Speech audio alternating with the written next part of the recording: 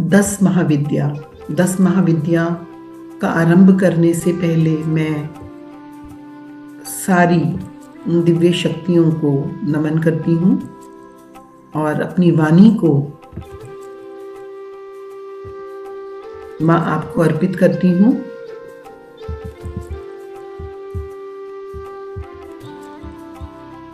जैसे शब्द से ही हमें पता चलता है 10 महाविद्या, ये महाविद्या क्या है, विद्यापति कौन है, इन विद्याओं को देने वाला कौन है और ये हमें क्या ज्ञान देती हैं। भगवान शिव की ये शक्तियां महाविद्याएं कहलाती हैं। जब अव्यक्त रूप में आप लोगों ने सुना था शिव पुराण, माय डियर फ्रेंड्स, आप लोगों ने जब हमने ये किया था महादेवी भागवत पुराण किया था, तो जो शिव की अव्यक्त शक्ति शिव शक्ति है, जब वो प्रत्यक्ष रूप में आती है तब वो व्यक्त रूप में आती है, किस प्रकार उसका एक अलग अलग ऊर्जाओं के रूप में किस प्रकार से उसका विवरण होता है और क्या उनका मीनिंग होता है और किस प्रकार से उनके स्पिरिचुअल मीनिंग्स होते हैं, आध्यात्मिक अर्थ। इस बात को समझेंगे। अगर हम दार्शनिक दृष्टि से देखते हैं तो काल तत्व की प्रधानता सबसे ऊपर मानी गई है। काल तत्व की प्रधानता, इसलिए इन 10 महाविद्याओं में महाकाली उस सारी विद्याओं की आदि माना गया है। काली अर्थात उस आदि शक्ति की, उस काली की विद्यामय विभूतियां ही महाविद्याओं के रूप में है। मान के चलो एक डाक है, जैसे अभी प्रकाश हुआ नहीं है और पूरे ब्रह्मांड में अंधेरा है, वही तो काली है। अभी जीवन प्रकट नहीं हुआ, अभी जीवन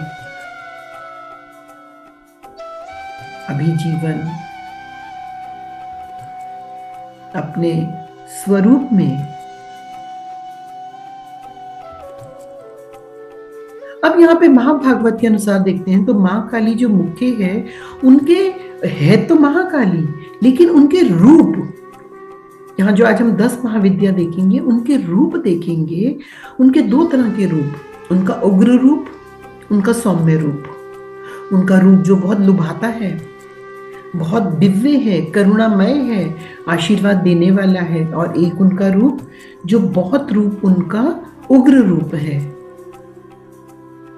देखकर ऐसे करके लगेगा कि अरे ये माँ का कैसा रूप। तो यहाँ पे इस चीज को समझने के लिए, जैसे आप लोगों ने पोस्टर में देखा कि देवी के अलग अलग रूप, कहीं काली रूप, कहीं माँ का, अगर हम नाम देखते हैं सबसे पहले काली रूप, भगवती का उनका तारा रूप, इनको जानेंगे। छिन्नमस्ता रूप तीसरा रूप कहलाता है, छिन्नमस्ता रूप। फिर उनका एक रूप कहलाता है शौषधी रूप। एक एक को मैं एक्सप्लेन करूंगी आप लोगों को सबसे, और साथ साथ में आप समझते जाओगे, क्योंकि मुझे लगता है ये विषय हमें आज के लिए देने के लिए कहीं ना कहीं कुंडलिनी शक्ति की और ये गुप्त नवरात्रों की बात कर रहे हैं, तो ये शक्ति हमारे सामने आ जाती है। ऐसे ही भुवनेश्वरी, माँ त्रिपुर भैरवी, उनकी छठी महाविद्या। तब उनका देखते हैं धूमावती जो 7वीं महाविद्या है, और तब 8वीं महाविद्या है बगलामुखी, और तब उनकी महाविद्या है मातंगी, और 10वीं उनकी रूप है, उनका जो महाविद्या है उसका नाम है कमला।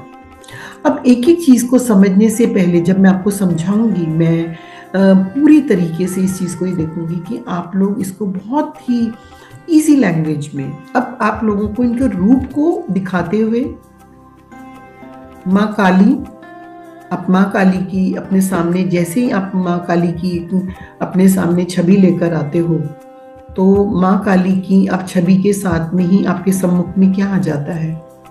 माँ काली का रूप एक ऐसा आ जाता है कि उनके सामने ही एक शुंभ निशुंभ, हम जानते हैं कि माँ काली को उनकी कथा, अब अलग अलग पुराणों में इनकी कथाएं अलग अलग तरीके से की गई हैं।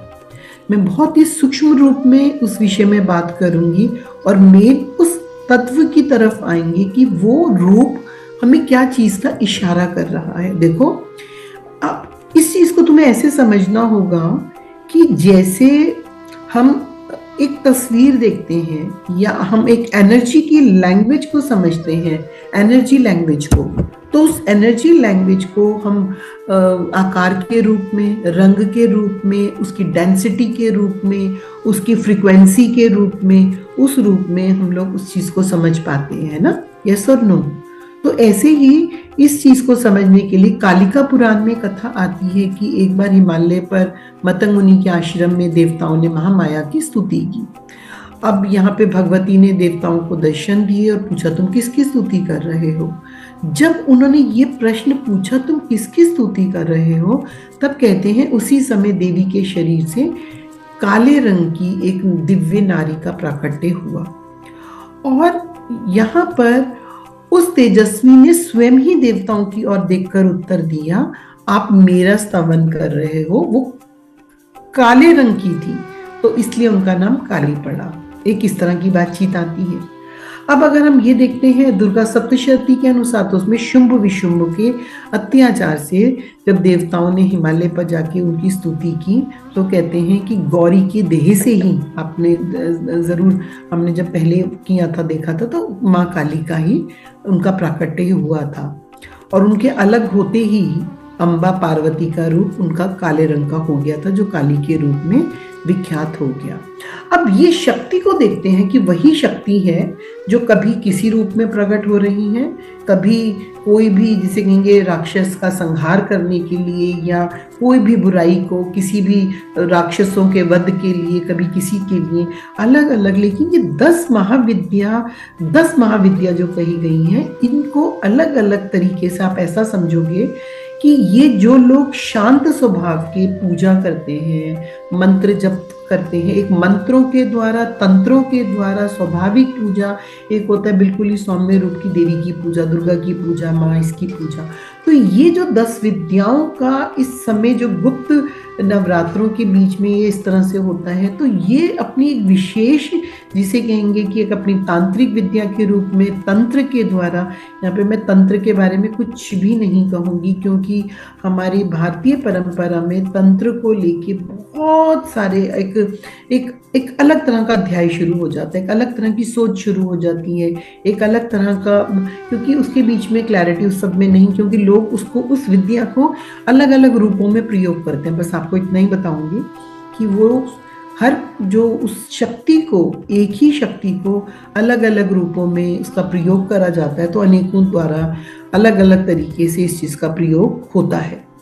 अब यहाँ पर ये बताया जाता है कि जो ये इस उपासना में, जहाँ काली की उपासना कही जाती है, तब काली की उपासना अगर हम ये देखते हैं, जब भक्ति मार्ग से माँ काली, अगर हम देखते हैं कि हाथ में वो मुंडी पकड़कर है, तो यहाँ पर ये है कि जब साधक अपने अंदर के ईगो को, अपने अंदर के डिस्क्रिमिनेशंस को, अपनी बुद्धि के डिस्क्रिमिनेशंस को, भेद बुद्धि का, यानी कि चीज़ों को वो कितना समझ पा रहा है, नहीं समझ पा रहा, अपने अंदर के ममता को, अपने अंदर को पूरा जब वो खत्म कर देता है और एक बेबी के रूप में सामने आ जाता है, एकदम दोबारा रिबॉर्न हो जाता है, तब आप ये समझो उस समय जो माँ काली है, उसका जो वो रूप है, वो साधक के सामने प्रकट हो जाता है। एक तरफ तो माँ काली है, एक तरफ उन्होंने मुंड की मालाएं पकड़ रखी हैं, एक तरफ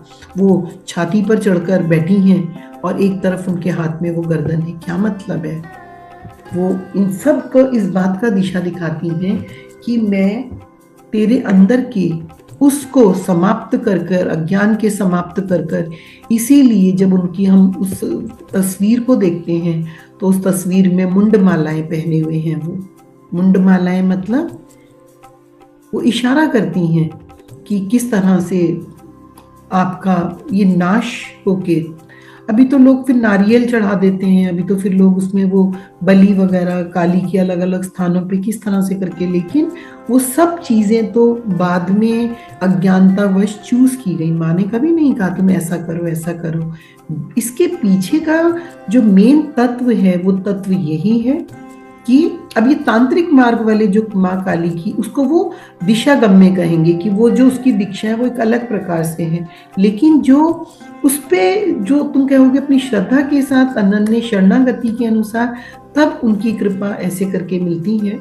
और माँ काली को अगर हम ये देखते हैं तो that is the main the element of, अगर हम महाकाल शिवा कॉन्शियसनेस की बात करते हैं तो वहीं पे ही महाकाली की बात करते हैं। At the very beginning in the form of the non existence, in the form of अव्यक्त निराकार रूप में, जो कोई जो फॉर्मलेस फॉर्म में जिसे कह सकते हैं, उस तरह से इस रूप में दिखते हैं। अब हम सेकंड वाला रूप देखते हैं तो यहाँ पर आप लोग अपने सामने इमेजिनेशन कर सकते हो। अगर आप लोग देखना चाहते हो या चाहते हो कि मैं पिक्चर शेयर करूं, should I share the picture? What do you say everybody? Yes, ma'am.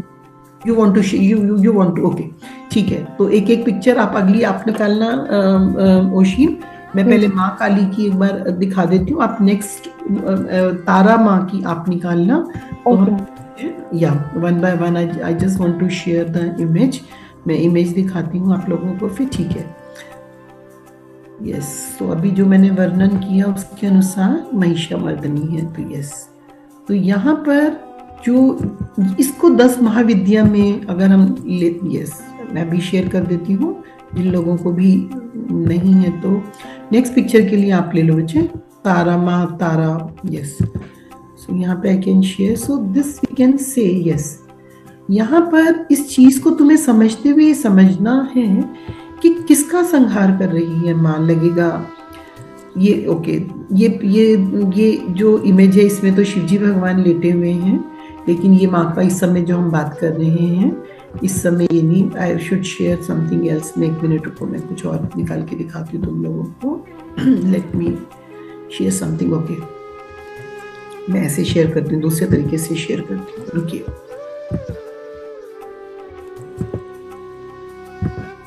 Yes, देखते हैं अगर इससे शेयर हो जाता है तो।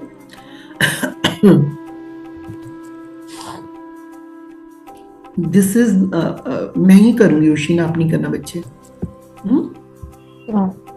यस, होता है थोड़ा छोटा होता है। यस, तो यहाँ पे ये जो विद्या कही गई है, मतलब इनको विद्या क्यों कहा गया? ये 10 महाविद्या क्योंकि ये शक्तियां हैं, ये शक्तियां हैं।